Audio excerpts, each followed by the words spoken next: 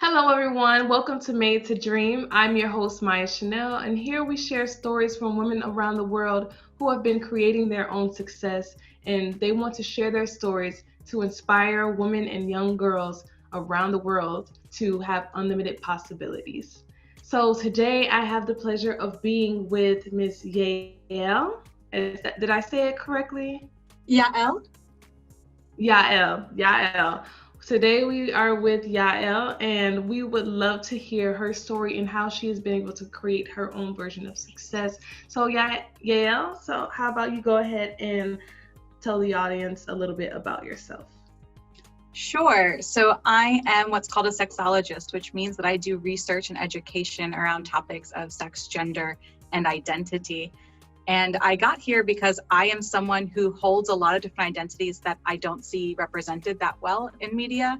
I am queer, I am polyamorous, and I'm also a white Puerto Rican who is Jewish with a Catholic mother. And so I grew up really confused around identity, and wanting to understand that led me to help others find confidence in their identities. Hmm. Okay, so what does your title, your career path, what do you do specifically to help identify those barriers and help others identify those as well? So one-on-one work looks like coaching. And so I speak to people about their experiences. What is it that they do and do not feel comfortable? Do they feel like they belong in spaces? What makes them not feel like they belong? I think that labels have both a positive and a negative, right? So you can feel outside of a label, like you are not enough within that label, but you can also feel like you have found a community and you know where to start looking for other people like you. And I've experienced both of those things. And so I let people talk about their lives, offer potential labels that they might want to look into if they're unsure about those things, so they can then find people who will understand their experiences. Definitely. So, how I know you said you were a bit confused just because of the different labels that you were feeling that were brought upon yourself. How were you able to, I don't know, if have you found out of that confusion, or how were you able to find out of it and be able to help others? Yeah, so I'm super confident in who I am now, but I was just talking about this yesterday. As a little girl, my home was multilingual, multi-ethnic, multiracial, and multi-religious. And so I grew up in a little utopia and didn't understand the dynamics of the outside world, right? My stereotypes were very different from the stereotypes others held. And so when I got to school and you had to fill out exams and they had bubbles, and I was like, I fit multiple bubbles and I don't fit any of these quite well. And when I was watching TV, I was like, none of these people who speak my language look like me. And then the people who do look like me don't have my culture, and their family members don't look like mine. And so that was more just representation, which is why my company also publishes narratives and creates like children's books and what have you, because we want to make sure people see themselves represented in all of their ways, right? With their, whether it's mental health or racial or what have you. And so for me, I spent all this time proving myself. I learned to speak Spanish fluently. I am a great salsa dancer. I learned all these things that are stereotypical Latina to make up for what I look like. And as an adult, I realized that none of those things are required. It was more being able to support myself. And it wasn't so much that others were telling me I didn't belong. It was more like I was understanding the things that were being said to me through media. And that's what led me to believe I didn't count. So now I do the opposite, right? I tell people, like, you don't need to do blank to count in blank. You are just you. Right. Definitely. You are enough just being yourself, and you should love yourself for who you are. Exactly. So, how did you find your career path based off of your life? So I would say my major career path is sex education and sex coaching. And I found that because when I was younger, 14 years old, I had a negative experience. And I spent years trying to understand and work with others who had experienced consistent trauma, right? Not just one experience, but something that was repetitive. And then I was like, wow, but I'm having positive experiences. I'm having loving relationships. I'm having good, healthy communication. I want to help others replicate that, not just respond to the negative, but how do we prevent the negative by instilling values of consent and care and pleasure into the conversations and the education that we do, so people feel confident in moving forward and are going from a point of care rather than selfishness. and that led me here. That's how I ended up doing this work. Definitely. So, how would you translate your work and what you do to help individuals into, let's say, someone finding themselves in a career or building a business? How would you translate what you've been able to help people do? Sure. So I think that, and there are plenty of sex educators, but on a broader scale, I know for me, it took me maybe 10 years to realize that I have already been doing this for 10 years. And so we're often like, I need to figure out the answer, right? This like concern with timeline. At 23, I need to have this. At 25, I need that. At 27, 35, and like my life is done at 35, and I've figured everything out, and I am perfect. And like, and so I think my biggest thing is there's no rush. You can be doing multiple things. I have had maybe 15, 20 jobs in my life. Not because I couldn't hold a single job, but because I liked to experiment. And I think that experimentation is good. And that at some point, if you might be someone like my little sister who like has been practicing teaching since you were 5, in which case, awesome, you know where you're going to go, and you can choose to branch that out into a consultancy business, or you play around and you see what the world has to offer. Right. And not to excuse the fact that life is life. And so you might have financial hurdles. There might be things about surviving. But I think that it's really important to give yourself grace and not assume that if you haven't figured out your entire life by 25, that you are somehow a failure. Right. Yeah. Yeah, I think that's super important, especially how you were speaking about your sister. She's been practicing teaching, but it's like you can practice something for your whole life and feel like you may have it. You may know exactly what you need to do, but you may not take it the traditional way that society thinks that you will. So she was practicing teaching, but she started her own business with it and started consulting business. She didn't? She's a teacher. I just mean that you were asking about how to conform that. And so you might choose to be like, I still want my own business, in which case you would do consultancy work with parents or like, yeah, true. Yeah. In her case, she loves teaching in a classroom. So she's happy. Okay, well, yeah. So, I mean, if you know what you want, then you know what you want. But like you said, you don't have to go the traditional route. You can be creative with it. And just like you have a creative position. You've worked through something that you were going through personally, and you're able to create a business off of it to help other people. So I think that's super important. What would you say, how do you define your version of success? To me, success is waking up and being excited by the things that I am doing. I know some people have this saying of, it's not work if you enjoy it, or something along those lines. And I wouldn't say that it's not work, right? Like there's a lot of things that have to go into doing the thing. But if you are passionate about your topic, if it is something that speaks to your heart and your soul, that to me is success. And it is also successful if you are able to support yourself, right? It is great to have, and I am someone who has lots of love and passion projects that make absolutely no money. Success is not based off money for me, but you definitely want to be able to support yourself because this is a capitalistic world. So, definitely. Unless you live in a different space, you've got to fulfill those needs.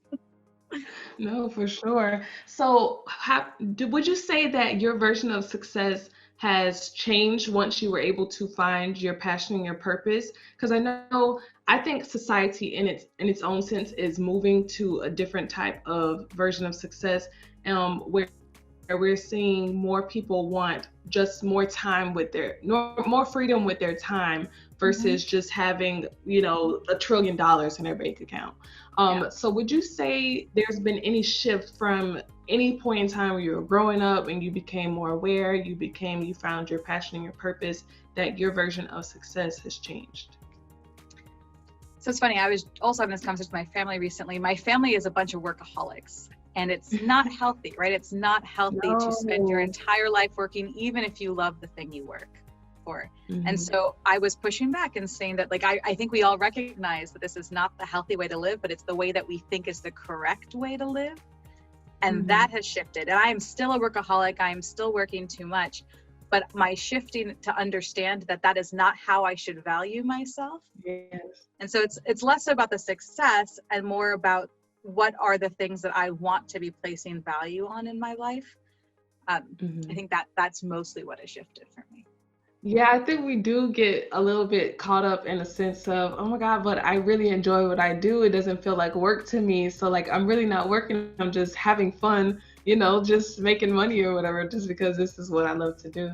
So I think it's really important, even for our own health's sake, just to take a step back and just relax and enjoy your time, because I mean you're not really meant to just work all the time. We're meant to enjoy life, have accomplishments, be proud of them. um As a oh as a kid, I actually remember, I mean, I went through all these different things as a kid. I'm a passionate person. And so my passion is what drives what I think. I look for jobs that will fulfill that. But I also thought, wow, I really want to have a family. And it was important to me, the idea of being with the family if I were to create children or adopt children, right? If I were to have children in my life, that I wanted to see them. And right now I'm still figuring that out, whether or not that's part of my timeline in my life. But in my head, success was I have a job that will pay me well, like professors, right? Like I could not say that they get paid well, but that I could be a professor, and 3 days a week or 2 days a week during the week I would be with my kids, and the other days I'd be teaching. Like that kind of mentality was in fact part of my adolescence, where like life family balance is important in addition to my passions. Oh no, I definitely understand that. So, me, I graduated with a degree in biomedical sciences, and I've always like from a kid, like even my pediatrician, he was giving me like the little doctor bag and little tools. I had a little stethoscope and everything, and I was just like, everyone was like, okay, this girl is gonna become a doctor. But as I got older, my perspective changed in a sense. It's the same way you were talking. It was like, okay, so what is my life work balance going to be? I mean, yes, I am a woman, but like, and I shouldn't really think I'm able to have a career and I'm able to do whatever I want to do. But at the same time, like, I want to, and when I eventually have kids, I want to be able to be that mother that is there, when I need to be. I want to be able to spend a lot of time. I'm very family oriented. So I think um, being able to be creative and find your way in this world is really important, because you're able to create your own success, to create your own schedule, your own timing. So I think that's super important. What would you say that a lot of people mistake about you and your position, your career, your business that you've created? I think I'm fairly good at communicating what it is that I do to people who are listening. Mm-hmm. My Instagram DMs are full of weirdos, let me tell you, who see the word sex in my title and they're just like, let me bother you online. Mm-hmm. But I'd say other than those who are not actually looking at my page, and I have lots of affirmations and helping people feel valid in what they're experiencing, right? That's what my work is based in. Folks don't, I would say that people assume that when you hear the word sex educator or sex coach, that has something to do with the mechanics of sex. And my work is about the communication, navigation, the self-confidence, the understanding your boundaries and respecting boundaries work. And so there's that disconnect. If you don't know me and you just see the word, or you might think it's about STIs, right? Sexually transmitted infections, or preventative, like contraceptions. But while I know all that stuff, because it's important to have a basis, it's not what I do. My work is in self and in communication and relationships with others. Definitely. I think it definitely helps individuals, even when you're just helping them to be able to say no. It builds a stronger base for them. It builds more confidence, builds just a stronger ability to be able to take their life into their own hands. So I think that's super important. Let's see. And the ability to say yes is also super important, right? There's a lot of shame in being able to say yes. Having control of your emotions and where you want to be, what you want to do, just being sure, I think, is what the term is. Yes. Okay, so let's say if you could have a billboard with anything on it, what would it say? Ooh, hard question. Okay, I've got like all these different things I've loved in my mind racing through. I would say, given the work that I do, it would most likely just say like, you matter, right? Like, you are enough, you matter. So let's say I know you've been able to work with yourself and build your self-confidence and self-awareness of different issues and things that are taking place in this world. If you could go back to your younger self with all of the knowledge that you have now, what would you tell your younger self? I know in those situations where you were feeling confused and, unbelonging. Yeah. I mean, for one, notice that no one's making you feel that way, right? No one's telling you, like, you're choosing to say, I'm different and therefore I don't belong. For the most part, that wasn't what others said to you. And so, one, to get out of your head, uh, and to accept that people are loving and caring and supportive of you without you fulfilling things that the media is telling you you're supposed to. And I would say, insofar as boundary making, I literally wrote a book to my 14-year-old self. And in that is, I was setting boundaries. That wasn't my issue.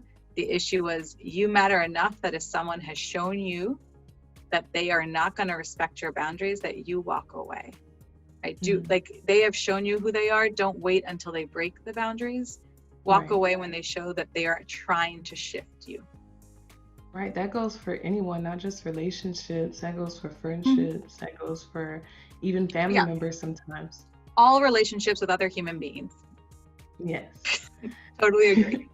That's part of the work. The part of the work is understand that healthy relationships are all of your relationships. Yes. So I want to give you the opportunity to just tell us a little bit about your books. I know you mentioned your books earlier, and I believe the audience would love to know, what do you showcase in your books? What are your books about, and how do your books help and inspire individuals?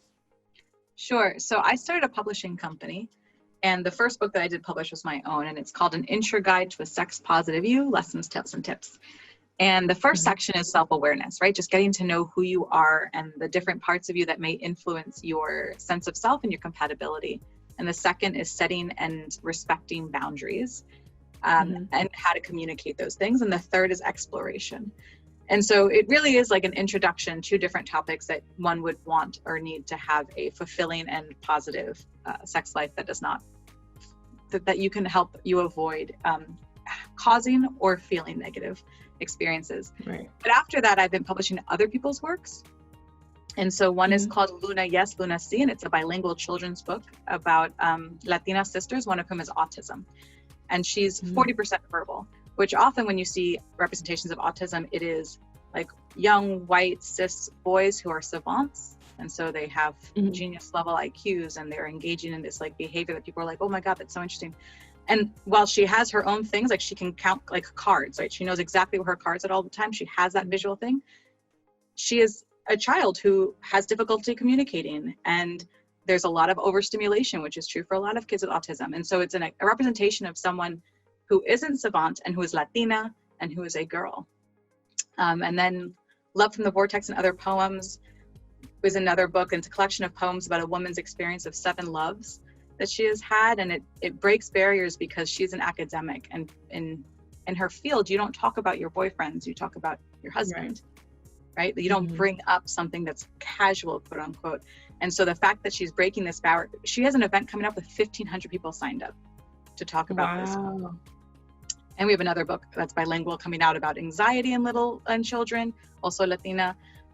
We have another book about transformation. And so there's a lot going on. There's another one that we're helping create. Someone else is going to publish it, but our team is developing it with the author.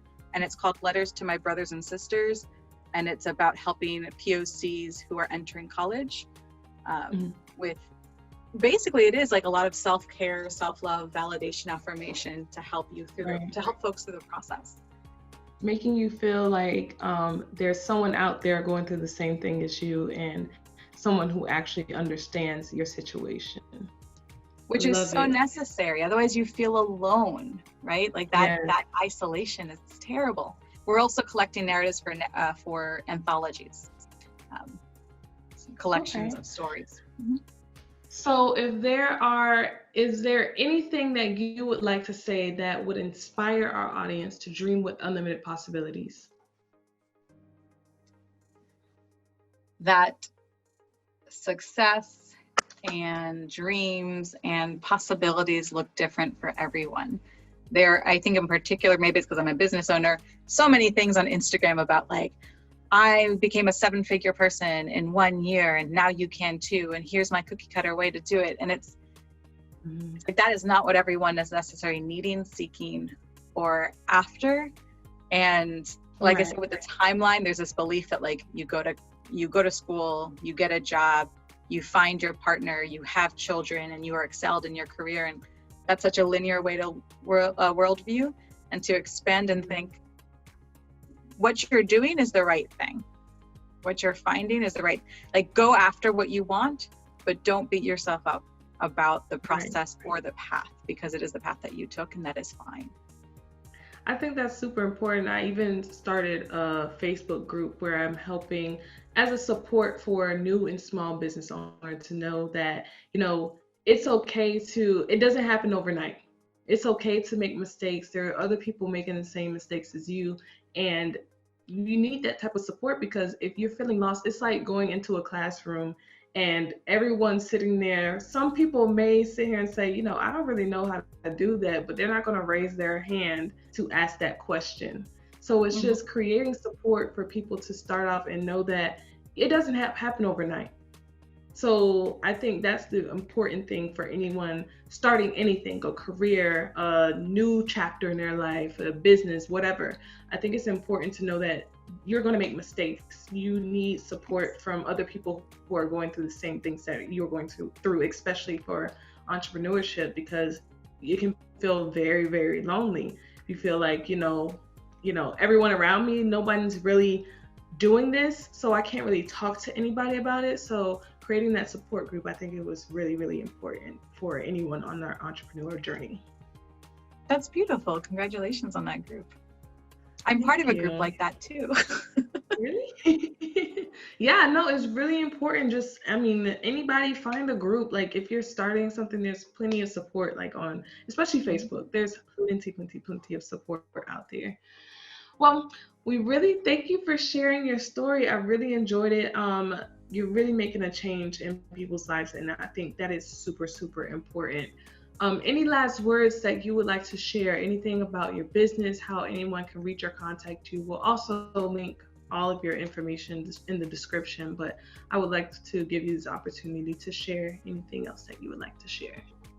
Yeah, I think in response to something that you just said, right, that the fact that we're all making mistakes and we're all on a path, like sharing vulnerably not that you need to share everything in your life. You don't need to share your details. There's not in a way that is sharing your trauma for the entertainment of others is not what I'm saying. Right. But sharing your needs, sharing your obstacles is part of the strength building as a community, right? And in a way that starts to push against the individualistic success narrative. We are supporting one another to get there, I think is really helpful. And just to surround yourself with that loving support, because sometimes you can get down on yourself, and being able to be in a space that uplifts you can really make a change for your day, your week, your year, whatever it is, to have that energy. And if you want to find me, my major account is Yael, Y-A-E-L, the sex geek. But I'm also at kvibrations.publishing on Instagram and Kaleidoscope Perspectives. I've got lots of things going on. So it depends on what tune you're looking for. If you're looking for affirmations, gender work, there's a lot of space. No, that's definitely awesome. Yeah, we'll definitely link that for anyone looking to follow you or reach out to you for business inquiries. Definitely we'll link that. Well, thank you again for being a part of Made to Dream. We enjoyed your story, and we thank you for sharing it with our audience. Thank you, Maya, for having me. No problem. Well, thank you everyone for tuning in. Once again, I'm your host, Maya Chanel, and see you next time.